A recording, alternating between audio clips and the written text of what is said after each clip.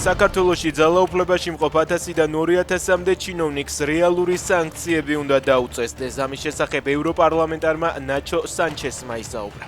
ქართველი ჩინოვნიკები ელექტორატის მანიპულირების გზით უხვევს ევროინტეგრაციის გზას, ამბობს სანჩესი.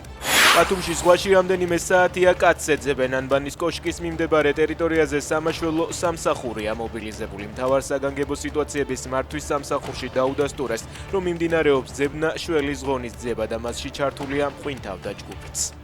იტალიაში აფეთქების შედეგად 3 პოლიციელი დაიღუპა. სამართალდამცველების სახლიდან დაძმის გამოსახლებას ცდილობდნენ. სავარაუდოდ განზრახ-მომხდარი გაზის აფეთქების შედეგად სულ მცირე 15 ადამიანი დაშავდა. ადგილზე 2 პირი დააკავეს.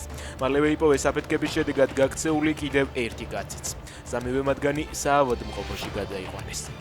ვაფაზე პრეზიდენტ ტრამპისა და მისი გუნდის მიერ გაწეულ შრომას ცეცხლის შეწყვეტის განახლებული შეთანხმების მისაღწევად წერს ჯო ბაიდენის სოციალურ ქსელში. ამერიკის ყოფილი პრეზიდენტის განცხადებით, მისი ადმინისტრაციას დაუღალავად შრომობდა მძევლების სახლში დასაბრუნებლად.